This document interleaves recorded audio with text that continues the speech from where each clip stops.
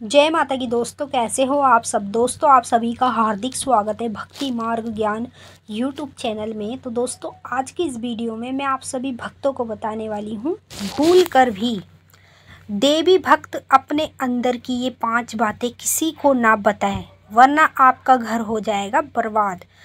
पूजा में आपको इस मंत्र का जाप जरूर करना चाहिए। इस मंत्र का जाप करने से आपके साथ क्या होता है ये भी मैं आपको बताऊंगी। मतलब जो भी देवी भक्त है, हर एक देवी भक्त को इस मंत्र का जाप अपनी पूजा में ज़रूर करना चाहिए। अगर मान लो वो जाप भी नहीं कर पा रहा है और किसी मंत्रों का कर रहा है, तो कम से कम 3 बार तो इस मंत्र को बोल ही सकता है। इस मंत्र से आपका काफ़ी बचाव होता है। किस चीज़ से होता है सब कुछ आपको वीडियो के माध्यम से बताऊंगी। तो जितने भी देवी भक्त हैं, ये वीडियो उन्हीं के लिए होने वाली है। आज मैं आपको आपकी अंदरूनी कुछ ऐसी बातें बताने जा रही हूँ इस वीडियो के माध्यम से, जो बातें आपको किसी के साथ शेयर नहीं करनी चाहिए। अगर मान लीजिए आप इन बातों को किसी के साथ शेयर कर देते हैं, यानी किसी को बता देते हैं, तो उसके बाद आपके नज़दीक भी नहीं भटकते देवी देवता, और उसके साथ साथ आपका घर जो है पूरा का पूरा बर्बाद हो जाता है। तो मैं आप लोगों को सब कुछ इस वीडियो के माध्यम से ही बताऊंगी। और बताने से पहले एक छोटी सी रिक्वेस्ट आपसे करना चाहती हूँ। अगर आप लोग भक्ति मार्ग ज्ञान यूट्यूब चैनल पे नए आए हो तो हमारे चैनल को जल्दी से सब्सक्राइब कर लेना और बेल आइकन को ऑल पे सेट कर लेना, ताकि हमारी जो भी न्यू वीडियो आए उसका नोटिफिकेशन सबसे पहले आपके पास पहुँचे। कमेंट में जय माता दी ज़रूर लिख देना। अगर कुछ पूछना चाहते हैं तो कमेंट में पूछ भी सकते हैं, और हमारी इस वीडियो को एक लाइक माँ काली के नाम से ज़रूर कर देना। तो देखिए भक्तों, 5 चीज़ें बता रही हूँ, यानी 5 ऐसी बातें बता रही हूँ जो हमारे सबके जितने भी भक्त होते हैं ना, देवी भक्त, उन सभी के अंदरूनी बातें होती हैं। तो ये बातें हमें किसी को नहीं बतानी चाहिए। तो पहले बताती हूँ आपको क्या क्या बातें हैं जो किसी के साथ शेयर नहीं करनी चाहिए। पहली बात तो ये है, जब आप अपने घर में किसी भी देवी की या किसी भी देवता की, भगवान की अगर पूजा पाठ करते हैं, रोज़ करते हैं, मन लगा के करते हैं, दिल लगा के करते हैं, तो आपको इस चीज़ के बारे में किसी को नहीं बताना चाहिए कि मैं कौन से देवी देवता की पूजा करता हूँ। अभी मान लीजिए आप काली माता की पूजा करते हैं, ठीक है, और आप इस चीज़ के बारे में किसी को भी बता देते हैं कि मैं तो काली माता की पूजा करता हूँ, मैं काली भक्त हूँ। तो इसमें मतलब बताने से आपका नुकसान ये होता है कि जो भी काली माता की शक्ति अगर आपको आने वाले समय में प्राप्त होती है, जो आपकी पूजा पाठ से, तो वो शक्ति आपको नहीं प्राप्त होती, वो वहीं के वहीं ठहर जाती है।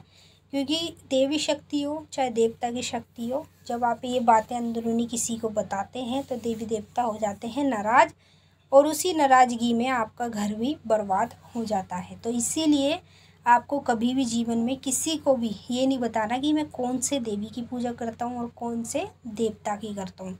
जो भी पूजा आप अपने घर में कर रहे हैं तो चुपचाप से अपना करते रहें, अपने देवी देवता का नाम जपते रहें।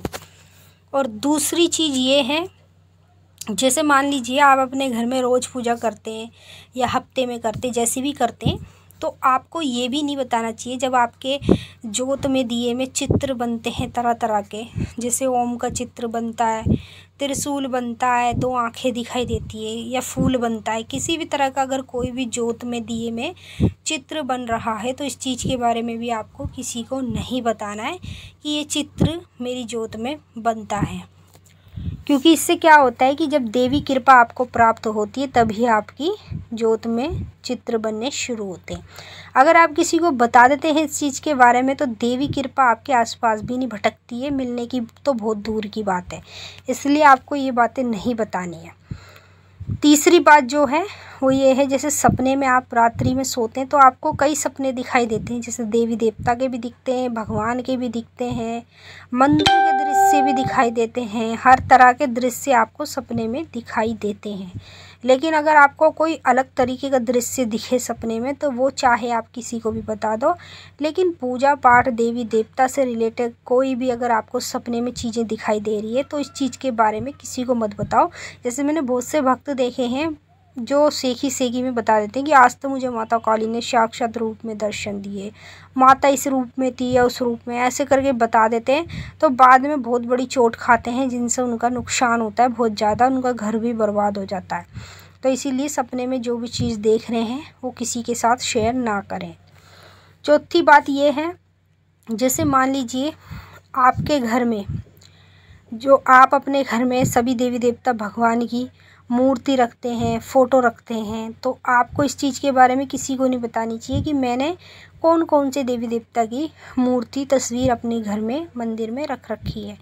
कभी भी अगर कोई कितना भी आपसे पूछे कि ये मूर्ति कौन से भगवान की है, ये फ़ोटो किस भगवान की है, तो आपको बिल्कुल कुछ भी नहीं बताना है। क्योंकि मान लीजिए जो भी आप पूजा पाठ कर रहे हैं वो पूजा पाठ भी सब बेकार हो जाएगी, घर बर्बाद हो जाएगा। और पांचवी बात ये है, जब आपको कन्या रूप में कोई भी बच्ची सपने में दिखने लगे तो जल्दी से इस चीज़ के बारे में किसी को मत बताओ, क्योंकि कन्या रूप में हमेशा माता काली ही या देवी शक्ति ही दिखाई देती है। तो कभी भी आपको जीवन में कन्या रूप में कोई भी देवी शक्ति दिखती है तो इस चीज़ के बारे में भी आपको किसी को नहीं बताना है। क्यों नहीं बताना? क्योंकि जो आपको कन्या रूप में लड़की दिख रही है वो देवी शक्ति है और वो आपके साथ है, तभी वो आपको दिख रही है। क्योंकि अगर मान लीजिए आप ये 5 बातें किसी के साथ भी शेयर करते हैं तो जीवन भर आप पछताते हैं। जो भी शक्ति आपके आसपास होती है, जो आपको प्राप्त होती है, वो सारी की सारी शक्तियाँ छिन जाती है। फिर आपके शरीर का भी बंधन हो जाता है, उसके साथ साथ आपके घर का भी बंधन हो जाता है, जिस बंधन से आपके घर के कोई काम नहीं बनते हैं। और जब शरीर का बंधन हो जाता है तो शरीर में देवी देवता भी प्रकट नहीं होते हैं, और चाहे कितनी भी पूजा पाठ कर लो। तो इसीलिए आपको ये 5 बातें कभी भी किसी को नहीं बतानी है।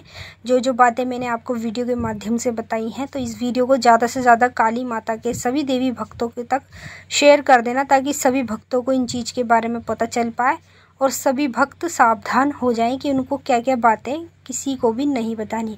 अपने घर के व्यक्ति को तो आप बता सकते हैं, लेकिन बाहर के किसी भी व्यक्ति को, अपने रिलेटेड में भी किसी व्यक्ति को नहीं बताना है, ठीक है। और जब भी अपने घर में देवी देवता भगवान की जिसकी भी पूजा पाठ करते हो तो ओम नमः शिवाय मंत्र का जाप जरूर करो। ओम नमः शिवाय मंत्र का जाप करोगे, इसी से ही आपको शक्तियाँ ज़्यादा प्राप्त होंगी, इसी से ही आपकी किस्मत बदलेगी, इसी से आपके सब काम सिद्ध भी होंगे। तो पूजा में इसी मंत्र का जाप भी आपको ज़रूर करना चाहिए। तो मैंने आपको अच्छे से समझा दिया है और आपकी समझ में भी आ ही गया होगा। अगर आप कुछ पूछना चाहते हैं हमसे तो नीचे कमेंट करके भी आप पूछ सकते हैं। अब हम आपसे फिर मिलेंगे नेक्स्ट वीडियो में। तब तक के लिए जय माँ काली, हर हर महादेव। माता काली, बाबा भोलेनाथ आप सभी की सारी मनोकामना पूरी करें। खुश रहें आप और आप लोगों का परिवार। जय माँ काली, ओम नमः शिवाय। तो भक्तों, इस वीडियो को ज़्यादा से ज़्यादा शेयर कर दो। माता काली के जितने भी भक्त हैं सभी के